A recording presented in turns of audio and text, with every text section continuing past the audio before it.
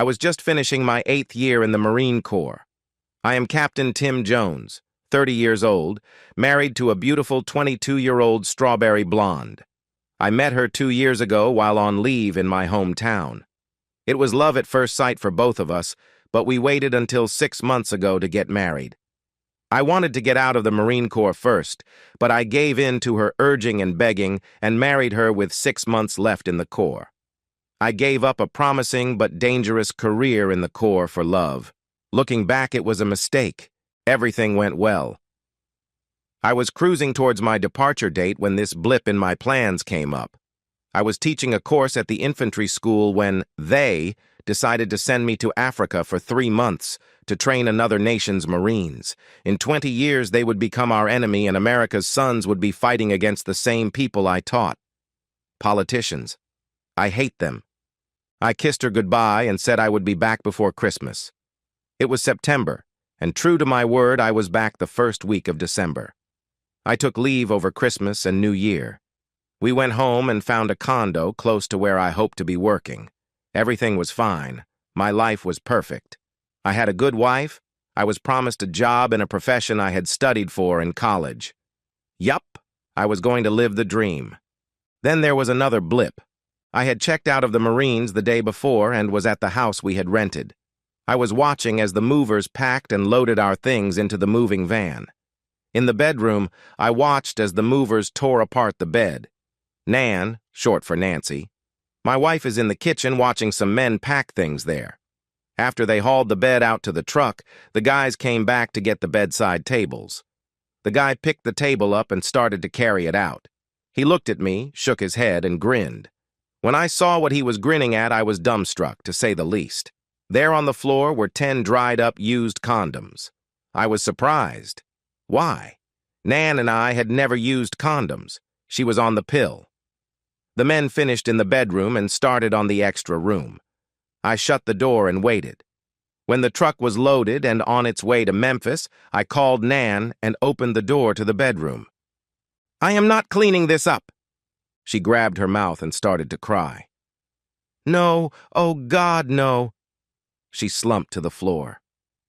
"Please understand. It was a one-time fling. You were gone. It just happened. I love you. I was lonely, and it meant nothing to me." "Looks like it was more than just a one-time thing. I count 10 here on the floor," I replied. More crying. From the perspective of Nan. I heard Tim start vacuuming the spare room, so I got up off the floor and found a plastic bag. Using it like a glove, I gathered the used condoms up off the floor and took them out to the trash. Tim was finished with the vacuum cleaner, so I used it to vacuum what was our bedroom. He stuck his head in and said he was leaving for the hotel and asked me to stop and pick up something for supper. That's a good sign. At least he is planning on us having supper together and staying in the same room tonight. I finished cleaning the house and locked the doors.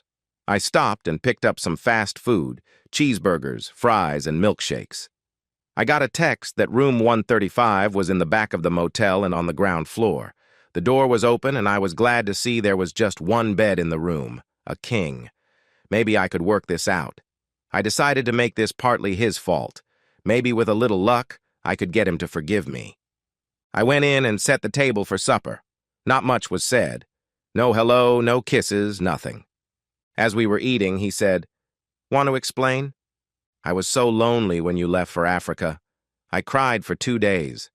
Finally, I pulled myself together and decided it would not be that long. Besides, you were not really in a war zone. You were teaching, like in a classroom. So I got it together and started planning our future together. One Friday morning, I decided to go to the grocery store. As I was driving, I remembered I needed gas. The car started bucking and stopped. I was out. I got out and opened the hood. There was no traffic, but soon a guy on a motorcycle stopped and asked what the problem was. I explained I was out of gas and he said to get on and he would take me to a gas station. I did, and it was exciting. I had never ridden on a motorcycle in my life. We borrowed a gas can from the station and returned to my car. I tried to pay him, but he refused. Then I asked if he would let me buy him lunch, and he agreed. We went to that Waffle House on Highway 98. We talked for about 2 hours. He was from San Francisco. He was taking a break from college, just riding around the country on his bike. He was half Irish and half Japanese. He had long black hair, and to be honest, he was very handsome. He was very intelligent and fun to be around. I made a mistake. I invited him to the house. Remember, I was so lonely. I thought you would never know. He spent the weekend. I made him use condoms even though I was on the pill. I did not want to take a chance of an STD of any kind. Monday morning, he got on his bike and left. I have never seen or talked to him since, I promise. And about the condoms, he always got up and went to the bathroom. I thought he flushed them.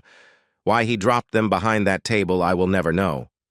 Also, one more thing, that table was in the corner up against the wall and the bed, so I never moved it when I vacuumed. Please don't let this affect us. I love you. I was just lonely, and you were so far away. I missed you so much. I started crying. That worked. Tim got up and took me in his arms. We showered together and then laid on the bed. He made love to me 3 times that night. Then again in the morning before we left on that 12-hour drive to Memphis and the rest of our lives. He still loves me. Switching back to the perspective of Tim. Yes, I still love her. Trust. Never again. She fooled me completely for 3 months. And how much of that story is the truth and how much is left out? I decided that part of this is my fault. One of the reasons I did not want to marry until I was out of the Corps was the life of a Marine's wife is lonely. A Marine is deployed a lot. There are unaccompanied tours of duty, like to Okinawa with the 3rd Marine Division. Really hard on a marriage. So me leaving her for 3 months had been the cause? Okay, I'll buy that. Once. But from now on, I will watch her like a hawk. Let's skip ahead 3 years in this story. Everything is going great for us. I have made a small fortune in the commodity business, due to some clever business decisions. We are looking for a place outside of town on a few acres where we can start a family. No more problems with Nan. We are always together and she is very happy. When I have to travel to Chicago, she goes with me. I still do not trust her alone. The fact is, I do not trust her at all. Sorry, but once burned, twice shy. Once a cheater, always cheater. Fool me once, shame on you. Fool me twice, shame on me. And any other of those little sayings. They keep me alert. Nan calls and says she has found the perfect place for us. An old antebellum house with 6 bedrooms on 120 acres.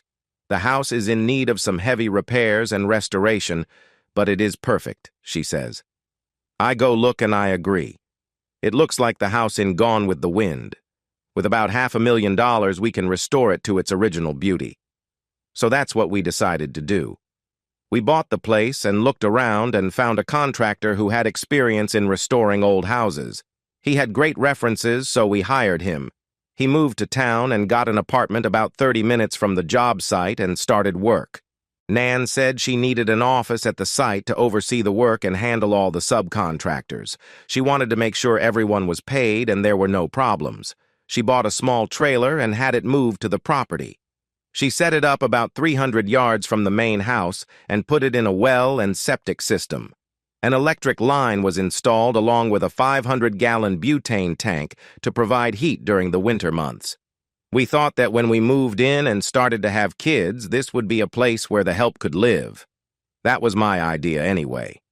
After the trailer was set up and before any work started on the house, I took Nan to lunch and then out to a movie. While we were on our date, I had a technician from the spy shop here in town install hidden cameras in the trailer. They connected to a website that I could access any time and watch what was going on in the trailer. Remember, I love her. I just don't trust her. Everything went fine for the first 2 months. I watched the trailer and did not see anything out of the ordinary.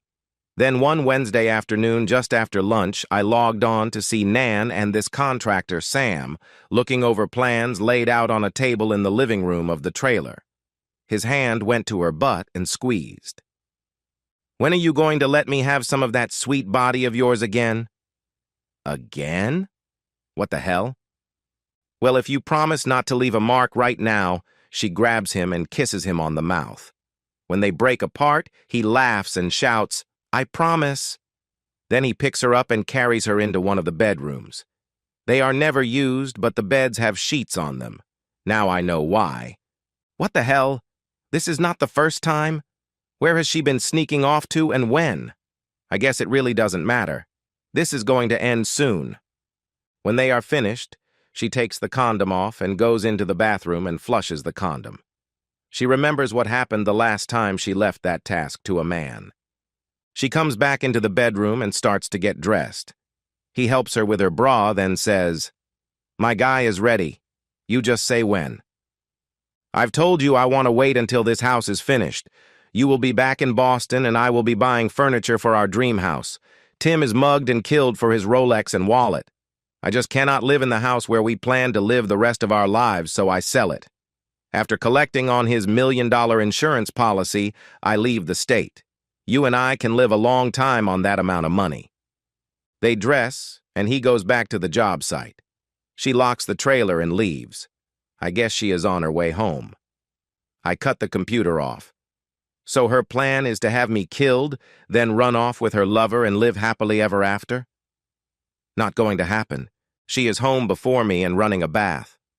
She meets me at the door with a big kiss. I hope she brushed her teeth. Then she gets in the tub. I am wondering what is going on as I sit and watch the evening news. When she is finished with her bath, she comes into the living room and sits on the floor in front of my chair. She starts telling me how she can't wait until the house is finished and she can go off the pill. We are going to have 4 kids, and she is going to be such a good wife and mother. I am supposed to just wait and see, in her words. Sorry, ain't going to happen. After we finished, I took a shower as she prepared us supper. I slept a worried sleep that night. Thursday morning, I went to work and she went to the farm. I watched off and on all day, but there was no fooling around. She left at about 1 p.m. and Sam worked until almost dark. She was home when I got there. That night she wanted to make love, and I thought, why not? The next morning I went shopping for some of the things I would need that weekend. Saturday I was off work. No trading on the weekends. No one was working at the house, and Nan had an appointment to get her hair and nails done. This would give me time. By 1 in the afternoon, I was back at the condo watching a ball game when Nan walked in. She looked beautiful. I told her we should go out to supper and dance tonight. She loved the idea, so at about 7 p.m. we dressed, and I took her to the Vapors Supper Club out by the airport. We had steaks and then danced until about midnight. When we got home, she attacked me and we made love until the wee hours of the morning. Sunday was a late breakfast, then us laying around watching football. Her favorite team lost. A sign of things to come? Monday morning, I kissed her goodbye and went to the office. She went to the house and I watched as she entered the trailer. It looked like she was arraigning contracts in order to pay them. At about 10:30 a.m., she went to the house. I saw her enter and watched for her to leave. In an hour, she was back at the trailer. She fixed herself a tuna sandwich and just waited, looking out the window at the house. What is on her mind? At 2 p.m., Sam walks in and he walks over to her and takes her in his arms. "I missed you this weekend. You look amazing. I love your nail color and your hair is so pretty." "Thank you, and I missed you too. I can't wait until we can be together all the time. Just a little longer. I want us to have the perfect alibi. Then when your next job comes up, we will both work together. I love that idea. We will have a great time. You designing and me doing the work. We will make the perfect team. And don't worry about us being blamed for his death. My guy is a professional from South Boston, part of the mafia up there." What did Shakespeare say about the best laid plans of mice and men? "Get me to the bedroom. I am tired of faking it." She was faking. I thought so. He picks her up and they go into the bedroom. I give them time. I watch as they undress each other. As he enters her, she hears a cell phone ring and a worried look crosses her face. "Whose phone is that?" is forming on her lips as the cameras go blank. It was almost an hour later that I got the call. There was an accident at the job site, and I should get there as soon as possible. I asked to talk to my wife and was told she was not available. That's the damn truth. I arrived about 30 minutes later. I am met by the volunteer fire chief. He introduces himself and starts to tell me what he thinks happened. I ask about my wife. He says for me to walk with him to the ambulance. She is not there. An attendant tells me to sit down. Then I am told she is dead. I try to cry, but I can't. The tears just won't come. So I started to demand to know what happened. The chief, who I think works at the bank, tells me they believe it was a faulty gas heater. Since this was the first cool day and with all the rain lately, they probably lit the heater to stay warm. Something happened, and a spark of some sort set it off. The sheriff and the county coroner are on the way. I notified them when I found the bodies. You keep saying they and bodies. Who was with her? I asked. We know it is your wife, and we believe the other person is the general contractor, Sam Billings. This is hard for me to tell you, but you should hear it now. We found them together in bed, naked. They were engaged in making love. He is on top, and they are still... Demand, there is no easy way to say this. They are melted together. He is still glued to your wife. The coroner is going to have his hands full trying to separate them. I put my face in my hands to keep him from seeing me laugh. That lying, cheating woman! I scream at the top of my lungs. I can't believe she would do this to me. This is our dream, and she is cheating with the contractor. About that time, the sheriff and a black hearse drive up. I stay seated in the ambulance, but the fire chief runs over and starts talking. I heard him tell them that I was pretty upset until I found out what was going on in the trailer. Now I am just mad. They ask what he is talking about, and he explains how they found the bodies. The sheriff is trying hard not to laugh. The coroner, who is an older man and a doctor at a small clinic in town, asks to see the bodies. The sheriff and a young deputy follow the fire chief and the coroner into the burnt-out trailer. In seconds, the deputy is back, throwing up his lunch in the front yard. The coroner goes to the hearse and brings back 2 body bags. He passes me and shakes his head. I'll do my best to separate them, but it may be easier to take them back to my office. They are really stuck together. I'll contact you sometime tomorrow about claiming her body. You can throw that cheating woman in the dump for all I care. Do not call me. He walked back into the trailer. Just about that time, another car drives up. Out jumps a woman in some type of fireman's uniform. She walks over to me and asks who I am. I told her I was the owner of this property, and my wife and her lover were killed in the fire. I guess I said this with venom in my voice. So I take it you did not know about the lover? Not even a hint, I replied. I am with State Fire Investigator's office. These volunteer fire departments do not have the funds to train an investigator, so I handle this part of the state. I'll need to talk to you tomorrow after I finish my investigation, so where can I find you? I'll be at my office until about 4 p.m. After that, you can reach me on my cell phone. I hand her my card. What about the funeral arrangements? She asked. I will not be making any arrangements for that cheating woman. Maybe her mom and dad will want her, but not me. The coroner said they were melted together and he was going to try and separate them at his office. Well, forget that. They want to be together. Bury them together. Then we watched as they carried one body bag to the hearse. The deputy had the other in his hand, so I guess both were in the same bag. The ambulance, the hearse, the sheriff, and all the volunteer firemen left. I watched as the woman fire investigator entered the trailer and began her investigation. She is not going to find anything. That was what I was thinking. The next afternoon, I parked my car in front of the house and looked around. One thing was certain. Nan and her lover had done a great job. It was almost finished, and its beauty was back. Now what am I going to do with it? I was walking around downstairs when this cute little red-headed girl walked in. I asked if I can help her. You don't know me, but I am one of the subcontractors. My father and I own a paper and painting company. We are getting the walls ready to start papering the downstairs later this week. You are going to complete the job, right? Of course he is going to finish this place. It is beautiful, and it will be even prettier when it is all landscaped and the garage and stables are finished. I turned to see that woman fire investigator walking in the door. She walks directly over to the redhead and kisses her on the mouth. Okay, lesbians. Lesbians. I have no problem with that. Who cares what somebody does in their bedroom, not me? I thought I saw your truck pull up. I guess this is as good a time as any to have this talk. Let's find a place to sit. We go into the kitchen and find a table where the workers eat lunch. First, I need to spend some of your money. She takes out her cell phone and looks for a number, then calls. Buck. Yeah, Sandy here. Listen, can you get over to that old antebellum house off 78 early in the morning? Of course.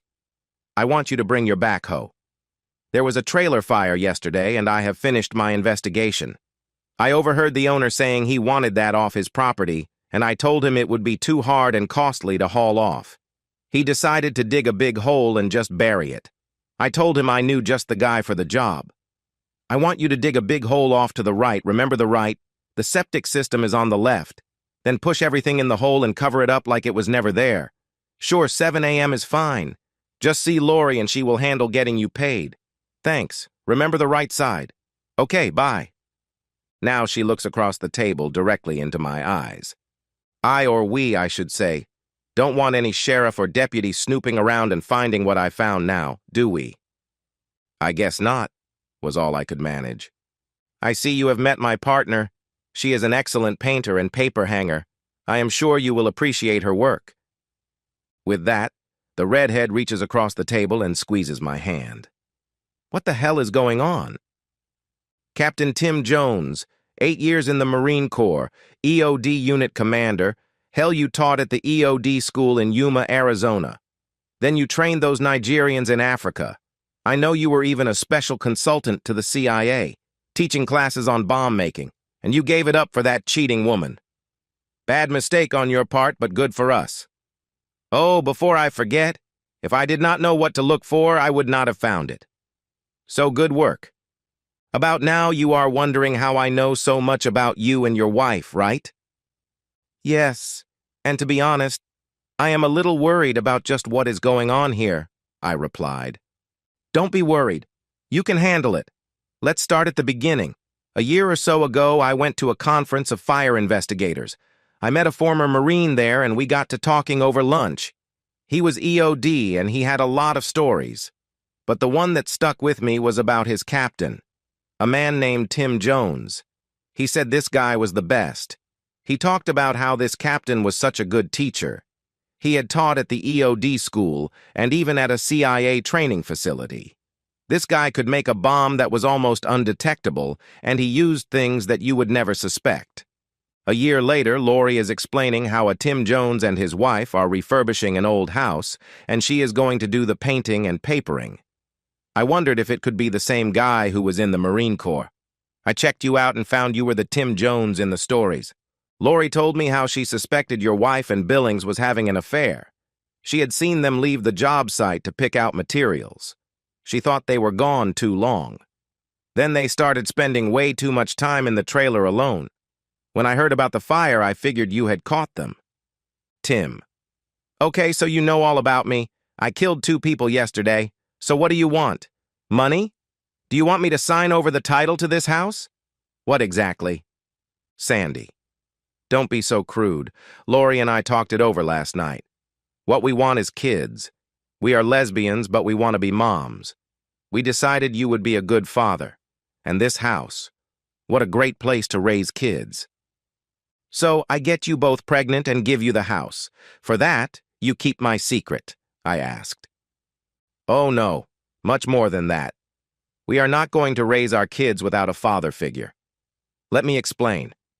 Okay. You got rid of a cheating woman and her lover. We have no problem with that. Lori and I are lesbians, but we are still in the closet. Nobody knows, not even her dad. Everyone thinks we are just friends. She has her job and I have mine. We are hardly ever seen in public together. We do not go out drinking or even to dinner together. We are never affectionate in public. Do either of us look like a lesbian? No, in fact, you are both very pretty. Sorry, I did not mean to imply lesbians are ugly, just that both of you are pretty. Again, Lori squeezes my arm. I notice she has beautiful green eyes. But back to Sandy. She caught me looking into Lori's eyes, I am sure. She does have pretty eyes. Don't worry, I won't be the jealous type.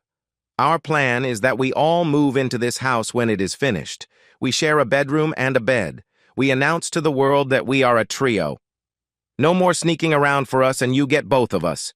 We raise the kids as normally as possible. You know, with them having 2 moms and 1 daddy, but how hard can that be? What do you say?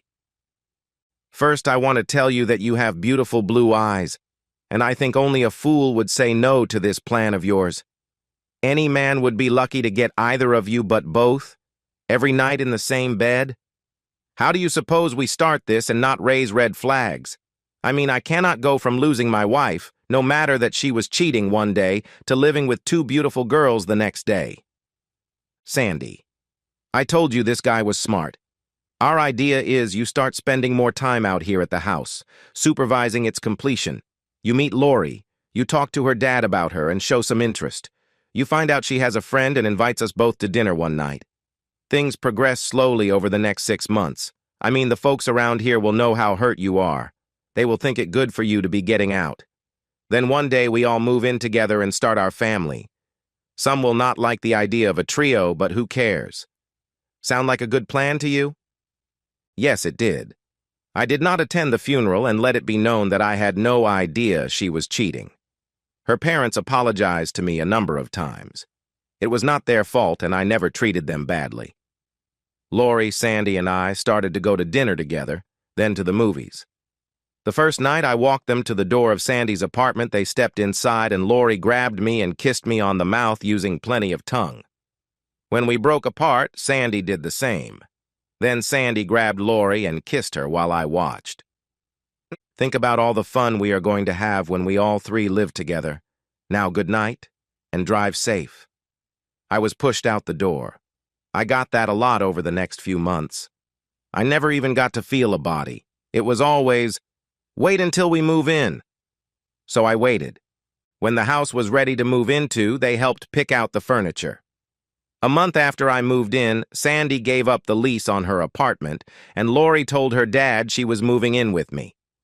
It was a Friday, and we had been unpacking their boxes all afternoon. It was now summertime, so we were all a little sweaty and tired. Sandy suggested a shower, and I started to walk out of the bedroom to give them some privacy. Where do you think you're going? Get undressed and get in. That shower is big enough for all of us. That was the first time I saw either of them naked. And what a sight it was. We plan on living the rest of our lives together, always trusting that our secrets are safe. And that's the end of today's story. If you enjoyed it, please give this video a thumbs up and drop a comment below. Your support helps the algorithm push my content further. If you're new to the channel, don't forget to hit that subscribe button. It really helps me keep creating more stories for you. Thanks for watching, and I'll see you in the next one.